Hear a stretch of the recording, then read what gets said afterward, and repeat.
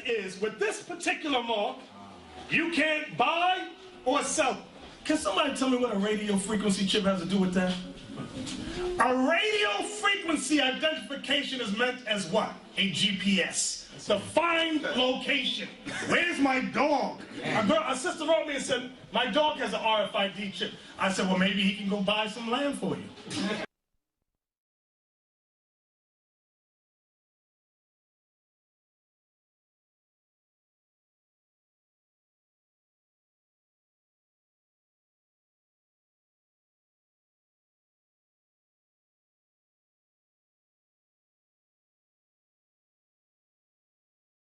So what do you think the mark of the beast is, the RFID microchip? The microchip? Did you say microchip? What's your thought on the mark of the beast in the Book of Revelation? The mark of the beast in the Book of Revelation. You mean 666, the number 666? What significance do you think I think it has? Yeah. Or what significance do I think it might have? Well, I think at the time it was written in code. Right. Because for political reasons it had to be, and it was common to do that at the time. I think it's largely allegorical, and I think that the numbers 666 refer, by some theories at least, I'm not saying that I necessarily espouse that theory, but by some theories at least, that it refers to the number in either Aramaic or Greek or Roman numerology, which is to say, you know, for every number there is a letter that corresponds. Right. Okay. And that it would spell out Caesar Nero. Because. Have you ever heard of something called the RFID microchip? And what you think of that? That's the thing that the government's trying to do. They're trying to place it into people like Social Securities or something like that. Yeah, I heard about that. I'm completely against that. I think that would, like, a lot of people are because of religion, especially because of that, since the placements that they're trying to put it in are where the mark of the beast are. And with that being said, that a lot of people wouldn't like that, so I think that'll bring a lot of rebellious groups to come up to go up against the military and stuff like that. So I could see probably martial law in the future or something. So what if, let's say it comes to you now, and probably forcing you to take it, would you accept it or? No, definitely not. You can repeat that? Would you accept it or? I would not accept it at all. What do you think the mark of the beast is? The mark of the beast is like, so you're going to get a stamp. I think the stamp should be 555, 6666, yeah. If you have that mark, you don't have any chance of going to heaven. So if you have that mark, there's no chance of going to heaven. Yeah. And what do you think that mark is? That mark, I think, I'm not sure. Yeah. Do you have any like affiliations with it? You just ask him. I went to Catholic school, yeah. Okay. So do you guys know anything about the mark of the beast that he speaks about in the Book of Revelation? I'm sorry, I can't hear you very well. Do you know anything about the mark of the beast that he speaks about in the Book of Revelation? I don't remember much about it now. Help identify you quickly. They have basically like a history of what you're allergic to, what you're not they can tell allergic you to, blood type, stuff like that. Okay. Have that on it. And it could also be used to purchase items. Right. Such as go to the grocery store, quick step out. Certain stores starting using, I think, is it Walmart? It's in your pets. It's in the pets. Right, yeah. Same thing. Dogs, yeah. So it's also a tracking device. Right. So would you be for it or against it? I guess without knowing everything it would be used for, I'd probably be against it. When I was a little boy, my mother always bring me to the church, right? So I was a little boy, but I always get involved to Apocalypse, which is the last book of the Bible. So what I read over there is that if you at the end in the Armageddon, at the end of the times, there is gonna be only one government for all the year. So it's gonna be just one. You said one government? Yeah, only one, like one president. Okay. He's gonna be, he's gonna put this political stuff So he's gonna give he's gonna put a 1 mark for each person. If you don't receive that mark, they're gonna have to cut your head. Oh yeah. Yeah. So then, if you don't get that mark, you will be able to use, you know, the basic, you know, stuff like go to the hospital. They won't take care of you.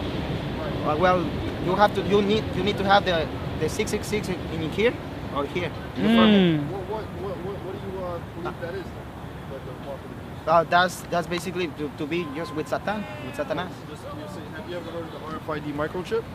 Yeah, I verify, right? Huh? The verify? Yeah, the very chip. The very chip. Yeah. Yeah, I heard about that. What do you I think do about a that? document about that in college, in Hostos Community College. So I spoke about it with my professor, and then I started to talk to the people. They didn't believe me, but I know that that's gonna happen. What do you think that is? I think exactly. I think that is. Yeah, that's the mark of the beast. I think. I believe so, but I don't know. Hey, where you from, man? I'm from Mexico. Mexico? All right, man. This is from the book Revelation, the 13th chapter, and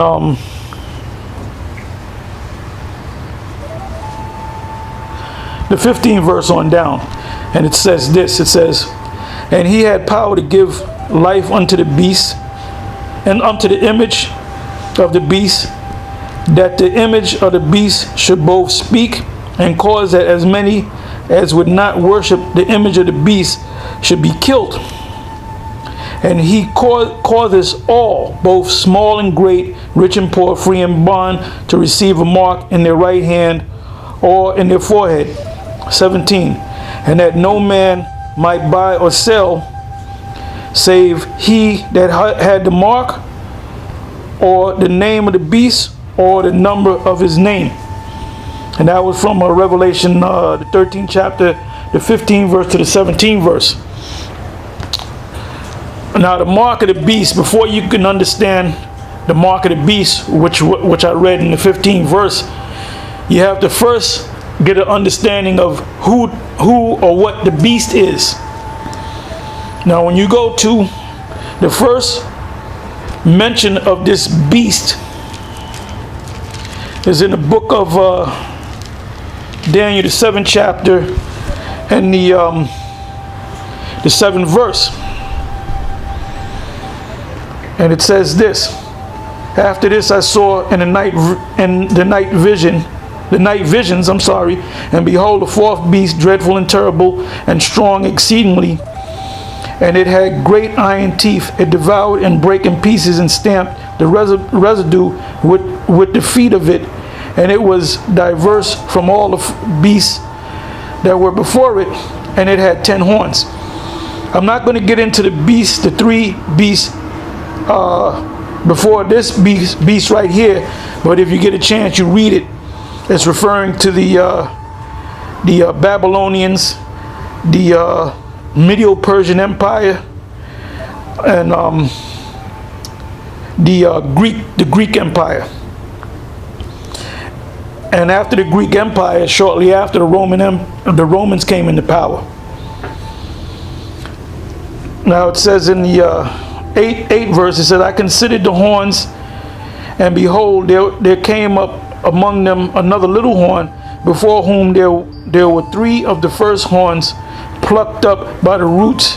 And behold, in this horn were eyes like the eyes of man, and a mouth speaking great things. So we know that this beast is not talking about an actual beast in the field. It's talking about a system. And that system is the pagan Roman Empire going back like 2,000 years ago. Now from there we're going to go into Revelation, the 13th chapter, and we're going to start from the top.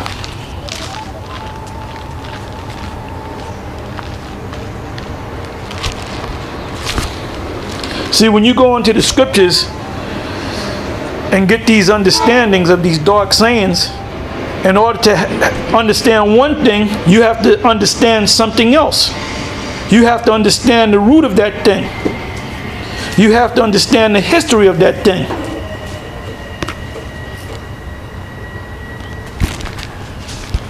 Revelation 13:1.